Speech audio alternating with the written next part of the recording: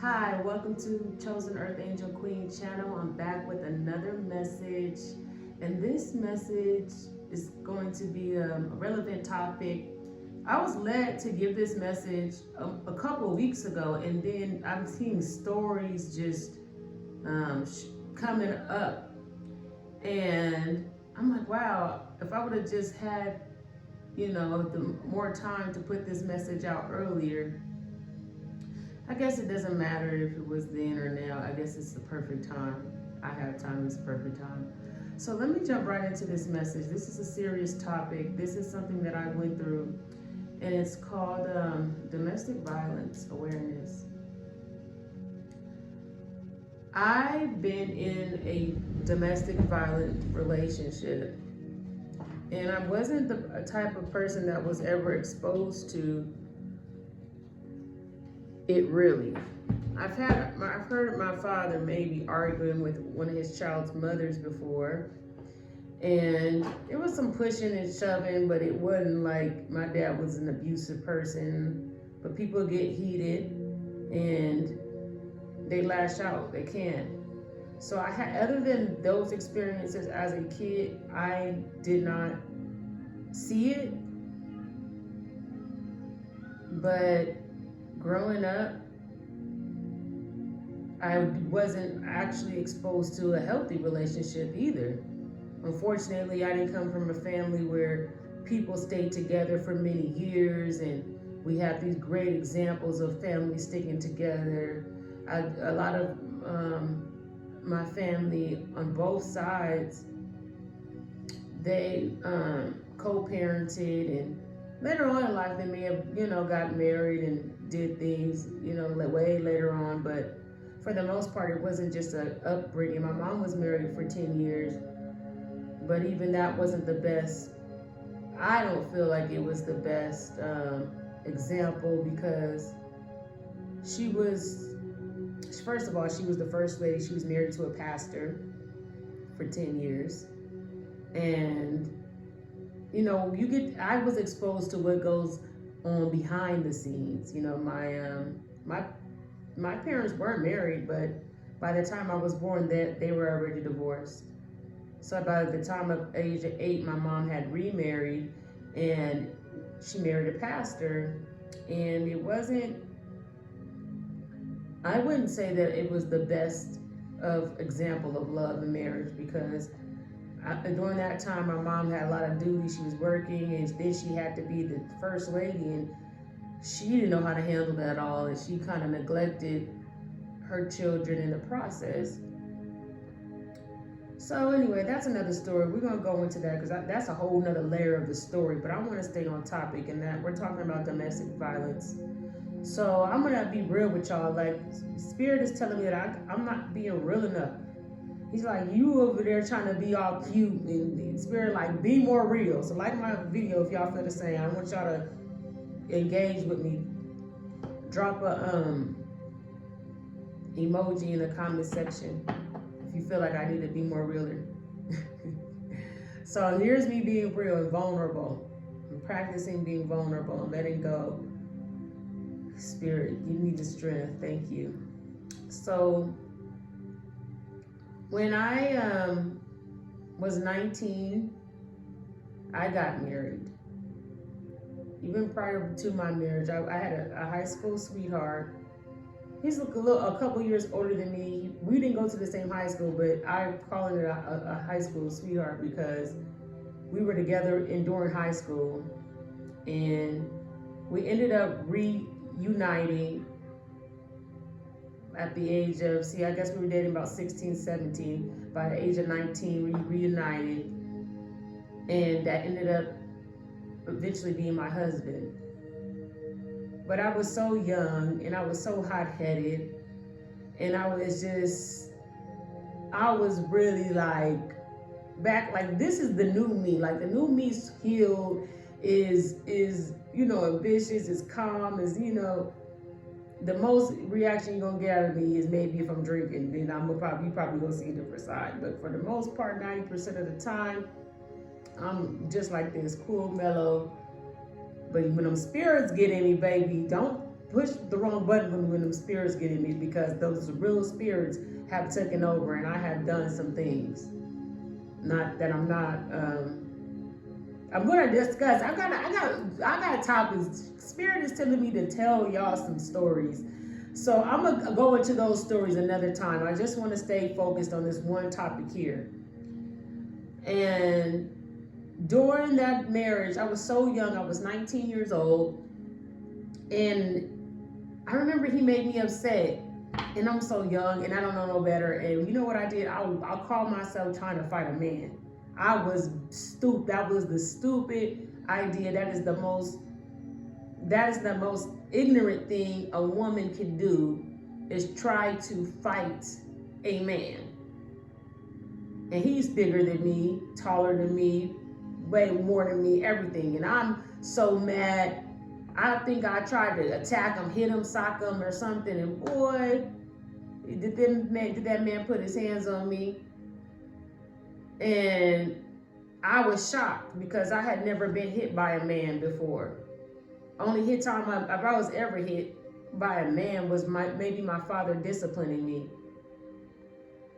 But my father used to whip me with an extension cord, so that was pretty severe as a child. Anyway, there's a lot of stuff is coming to my mind right now as I'm telling y'all this. Ooh wee. So yeah, I hit him, and when I hit him, boy oh boy, that was the wrong thing to do, because I literally introduced a domestic situation. I didn't know though. I don't know why I reacted the way I did. I was mad. I was angry. I can't even tell you what I was mad about. It's so long ago. This was happened when I was 19. I'm 36 years old. I cannot remember what it was at the time. But I hit that man. He hit me back. That opened a can of worms of a domestic violent relationship. After I initiated the first blows, I didn't know what I was getting myself into, because I didn't know that the man that I attacked had actually witnessed his own father beat on his mother. I didn't know that much. I knew he had a temper, because when we were kids, I remember him coming to my room one day, and I had Bow Wow posters all over my room. And this is back in the day when you young, sneaky kids, boys in your room. Thank God we didn't have sex or anything, but he was in my room ripping up posters, and he literally vandalized my entire room. So I knew he had an anger problem back then. So fast forward to the age 19, he's 21 at the time, and he put his hands on me so terrible. I didn't want to. I learned that one time. That was the only time I tried to put my hands on a man. That was the only time I was like, I'm a fighter man. It took me one time to find out this ain't what I need in my life. I can't fight a man. That was a dumb decision. But since I've already opened that can of worms, we were so young, counseling wasn't going to fix those issues. So we would fight. Well, he would fight me. He would get drunk, and he would get insecure, and he would put his hands on me. And it would make me so depressed. It would make me feel away, but I didn't understand the severity of what I was facing. It was just like, okay, we fought. Okay, I'm sad. All right, now I'm healed. Now let's repeat. And it was a cycle. And I remember being taught this at the school that I was going to, because I ended up going to a continuation school after I was kicked out of the school district. I went to a continuation school, and thank God for some of the teachers they had in there, because they were explaining to us what domestic violence, the cycles of it. Normally, domestic violence goes into a cycle, and I don't have the 4 points. I might leave that in the comment section, but you go from a phase to everything's okay, to they put your hand, there's a fight, to there's a makeup part where you make up from the fight, the saris, and then everything's okay. And then there's a fight. It goes like that. It's a cycle. It's a cycle. It didn't stop. I don't know if people who hit women or hit people or women who hit men, I don't know if they can stop. If they're, for me, I learned one time, but it's not like I was exposed to it to really, say it was hard for me to stop but him on the other hand, he had been exposed to it. So he thought what he was doing, was just what his father did, and he didn't want to do it. He wanted to do when he did it, but he would feel bad. That's that part where they say sorry. It's a cycle because they hit you, then they feel bad about it. They gift you, whatever they got to do to make you feel good. You get back to normal, and then another incident happens again. And that cycle. It kept playing out for 3 years, and I had to find an exit strategy. And that was a hard relationship for me to get out of because I was young, I wanted things to work, I was in love, but I wasn't safe. And this man, I was going to college at the time, and he, he was trying to stop me from graduating. He ended up calling the school. He ended up ripping up my school books, calling the school, telling them I wanted to drop out, and all kind of crazy stuff. Like he would just he was so sick. He was trying to destroy my life. Anytime he felt like he couldn't have control over something, and he would just do these things to me. And I used to forgive him, but then at a certain point, after I graduated, I said, you know what? I don't need this in my life. I can't do this no more. I don't recall. I can tell you the straw that broke the camel's back. The straw that broke the camel's back it was around Christmas time. I'll never forget this. And that's why now, holidays,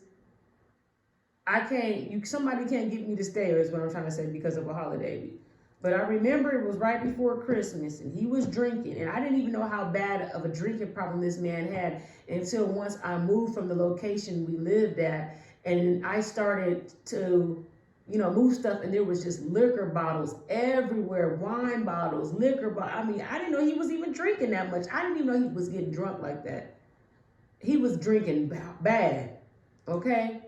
So one night he was drinking, and we got upset. I forget what he got upset at me about, but I remember him pushing me on the ground and him standing over me and him punching me in my face, and I was bleeding and I had all that blood, and that was the last time I was with that man. I couldn't take it no more. I was just like, I can't do this. There's no way I can do this. And I left. He wouldn't leave my place. And I didn't call the police on him because his mother would beg me not to call the police. She would say, I'll come get him. I'll deal with him. Just don't call the police on my son. Just don't call the police on him. Just don't do that. Don't put my son in jail.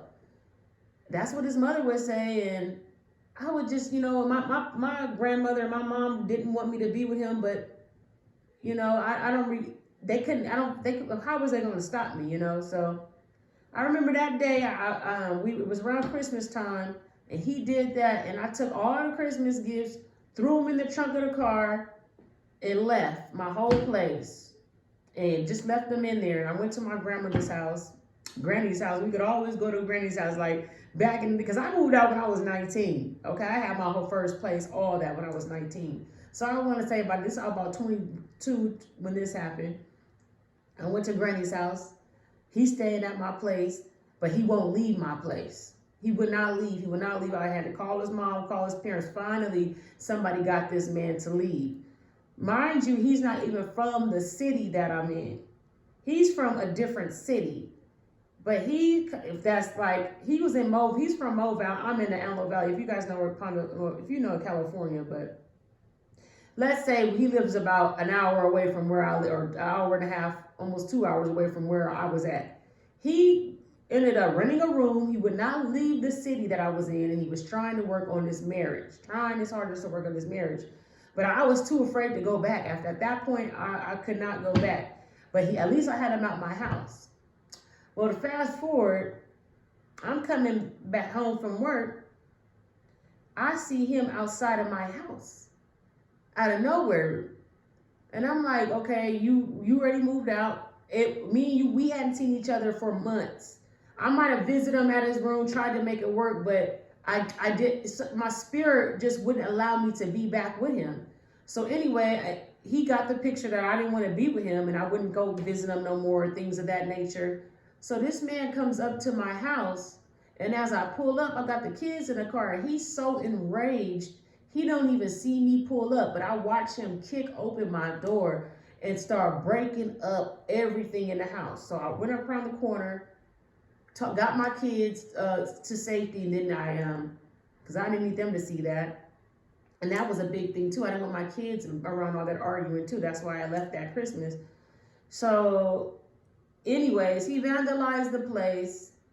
I'm watching him from a distance, just rip up everything, take my clothes, throw them trash the whole place. And after that, I moved from there because I was so terrified. I had to literally relocate because this man was stalking me, and he stalked me for years after that. Even after I moved from there, he would email me, he would be on my social media. He would stalk me up until the point where I got pregnant with my son. And then he said, oh, you're pregnant again? And we hadn't been together for 3 to 4 to 5 years, 5 years later. And he was keeping tabs on me. And he seen me get pregnant with my youngest son, Haru, who's 8. And then I never heard from him again, thank God. But people feel like you're a possession. And sometimes when you're in those situations, you don't understand the severity of it until you're out. And then when you're out of it, you literally have to heal. As much time as you spend in there, you literally have to heal to get yourself back whole again. You got to heal. You got to get out the trauma. You got to get out of the program, the setting of this person putting their hands on you. You got to build your self-esteem back. Men might scare you now. You understand? It's a process. Somebody that's supposed to love you, a love interest, someone that's my husband. This was my husband. You don't just get over somebody putting their hands on you. It doesn't work that way. So domestic violence is a big thing that people don't understand the severity of it until it's over, until it's too late. While you're in it, you don't get it. And it got to the point where,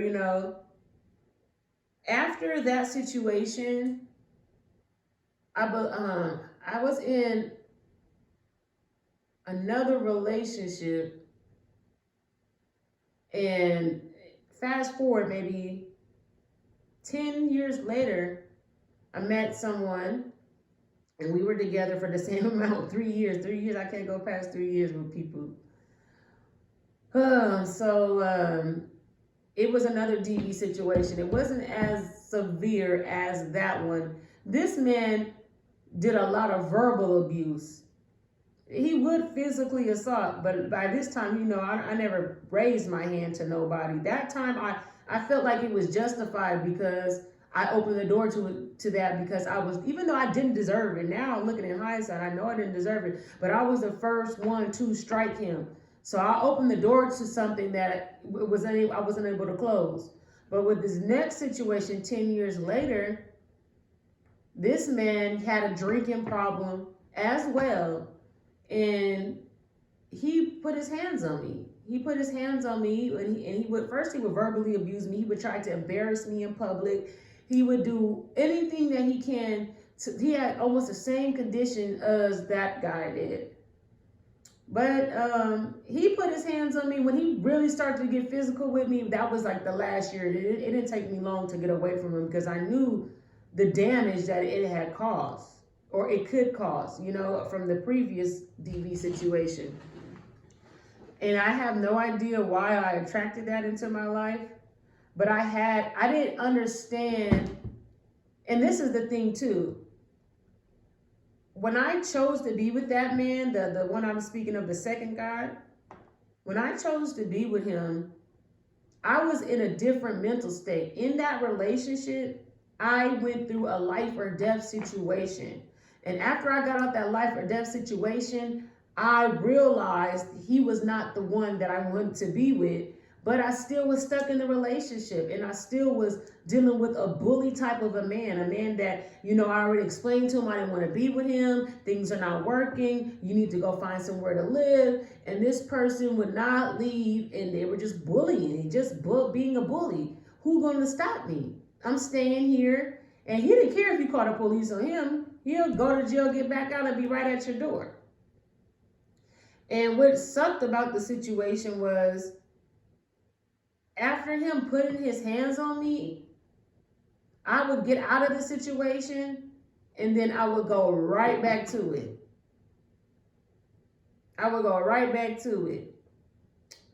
And I didn't understand how to let it all go. But eventually God worked with me and I was able to get into it. But I just saying this story because I don't know how many of you guys been in domestic violence relationships, but I want to tell somebody if they're in one that they can get out of it. And I feel like I had to be smart on my exit strategies.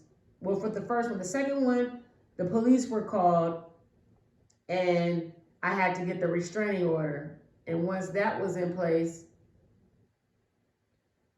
I don't think that was it. But it's hard to get out of them situations, man. It's hard to get out of it. You don't even see yourself getting into them.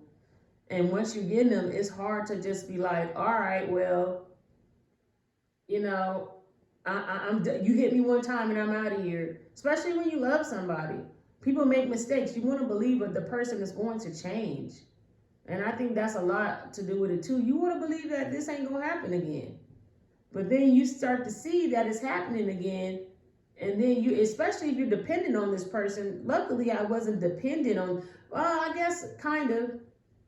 I was afraid too because, that was a stream of income at the household that I had at the time. So I didn't want to leave it because who's going to help me with these bills or whatever it was that I needed help with at that time.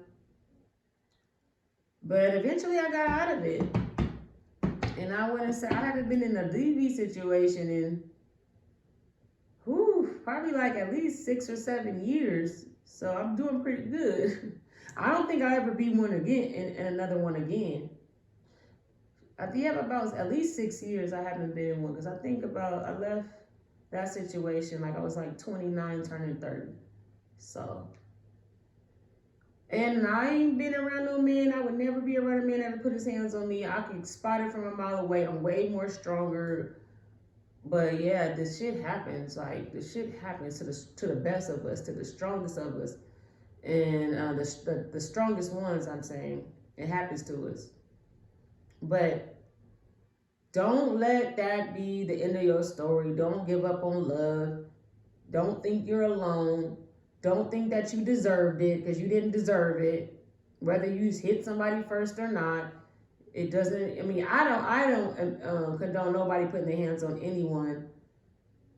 But don't feel like I feel where, oh well, I hit first, so now if we keep fighting, I was lost. But thank God, God found me, and that is the story. I just wanted to bring that up because there's some stuff going on in Hollywood, and people are like really mad at victims of domestic violence for what? What did they do? They're human. We're human. People ain't begging to get beat up on, and people really want to leave them situations, and it's really hard to get out of it. And that's what people got to understand. And the people that are in it, get help, get out of it. No matter what, as long as you stay, you're going to eventually leave that. It's going to take you just as long as you stay to get back healed. And that should be a good point for you to want to hurry up and get up out of it. Because if you stay longer, you're going to get more traumatized. you're gonna be more unhealthy. It's not gonna get better. And then you're gonna have to really pick up the pieces and heal yourself. So yeah, don't stay complacent when it comes to that type of stuff. I want to make sure that I touched on everything. Y'all know I like to. Yeah, that's it. So that's what I want to talk about for this story, for this message. God wanted me to share that with y'all. I don't know who this message is going to help, but I'm glad that y'all tapped in, listened. If you're glad that I shared this story, why don't y'all show some appreciation by commenting below, liking the video. I got another message I'm about to tap into. I'll look forward to speaking to y'all again next time.